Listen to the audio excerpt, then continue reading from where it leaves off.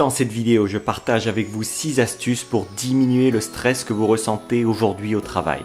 Je m'appelle Thierry Markovitch et ensemble, on va voir comment on peut passer de quelqu'un qui est stressé à son emploi à quelqu'un qui est plus détendu, qui est plus en contrôle, qui vit une meilleure vie sans spécialement changer d'emploi. Actuellement, la fièvre de l'entrepreneuriat touche un petit peu tout le monde.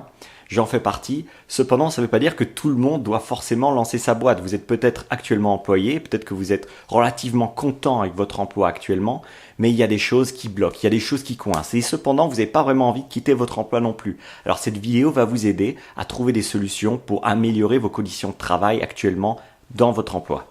Alors peut-être que vous avez des problèmes de salaire qui est trop bas ou alors de charges de travail qui sont trop grandes sur vos épaules. Peut-être que votre supérieur vous met aussi trop la pression. Peut-être que votre supérieur vous impose des demandes qui sont parfois peu claires, voire contradictoires. C'est quelque chose qui m'a beaucoup embêté quand je travaillais dans le fast-food.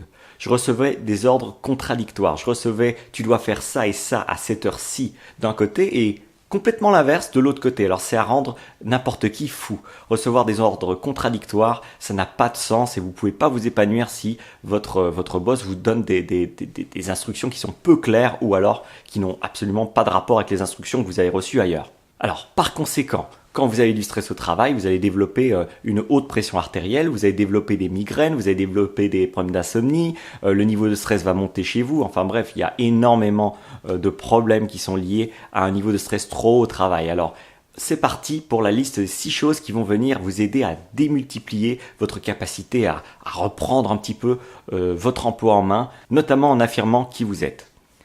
Numéro 1, remarquez quels sont vos stresseurs. La première chose que je vous demande de faire, c'est simplement de passer une semaine à votre emploi en remarquant quelles sont les choses qui vous dérangent et en les écrivant sur papier. Est-ce que c'est, comme je l'ai dit auparavant, le fait que votre salaire soit un peu trop bas ou est-ce que c'est le fait que certains collègues, il n'y a simplement pas de communication avec et ça vous embête? Est-ce que c'est que le travail est un peu trop abrutissant ou est-ce que c'est que vous n'avez pas assez de soutien de votre supérieur? Notez-le. Simplement notez-le, faites une liste, ça va vous être utile pour l'instruction numéro 2. Alors, deuxième chose, quand on est un petit peu stressé au travail, qu'on n'est pas content de son travail, la première impulsion à faire, c'est d'aller se réfugier dans la nourriture, d'aller se réfugier dans des achats compulsifs.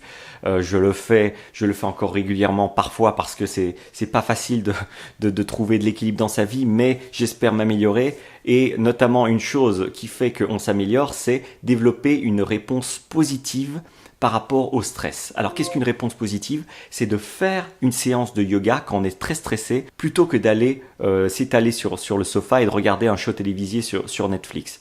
Alors bien sûr c'est divertissant, mais le corps a besoin qu'on l'écoute, le corps a besoin qu'on se mette en contact avec pour qu'il nous aide ensuite à diminuer cette réponse du stress qui pourrit nos vies et qui envenime la situation au travail.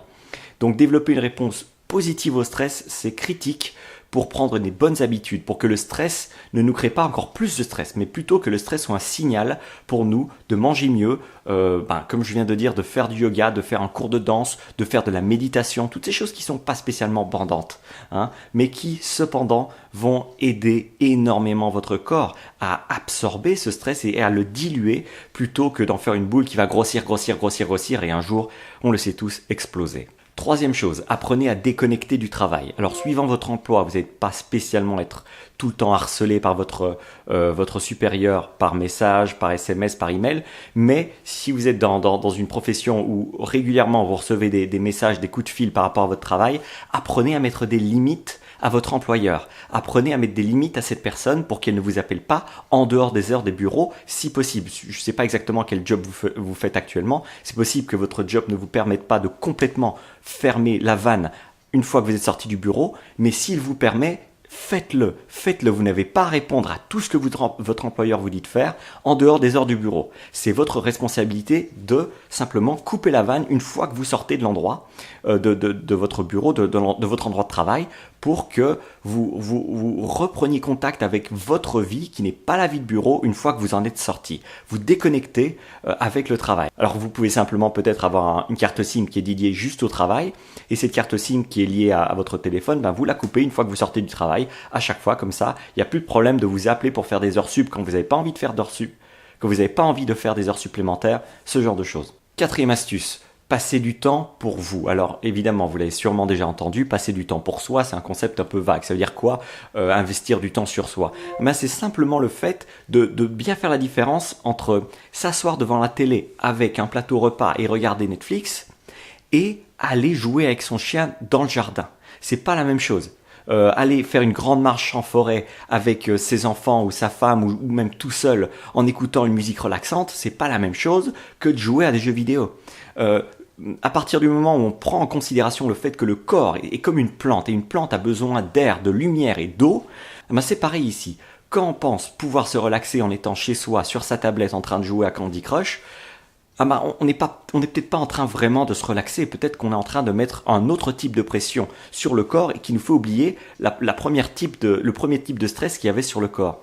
Donc, différencier le stress de la détente et de faire des activités qui comptent pour que le corps, pas l'esprit, le corps ait un moyen de se régénérer, c'est critique. Alors, conseil numéro 5, ça c'est le conseil peut-être le plus important de la liste, alors écoutez bien. Si votre employeur ne vous communique pas des ordres ou des instructions suffisamment claires, c'est votre responsabilité d'aller le trouver, et c'est peut-être pas facile, j'en conviens, mais d'aller le trouver pour lui communiquer vos doutes, pour lui communiquer vos peurs, peut-être, pour vous communiquer les problèmes de communication qui se passent dans l'équipe ou juste avec l'employeur.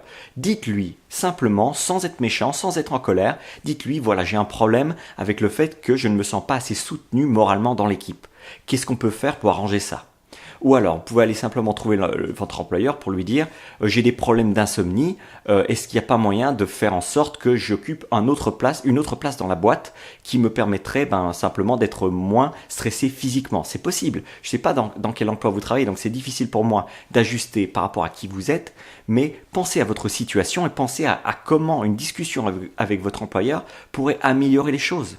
C'est incroyable ce qu'on peut obtenir quand juste on fait la demande d'obtenir quelque chose. Il y a tellement de fois où je n'ai pas été demandé ce que je voulais à un employeur ou à une connaissance même. Et je me suis retrouvé lésé parce que si on ne communique pas ce qu'on veut, ça va être difficile pour l'autre personne de deviner ce qu'elle peut nous donner.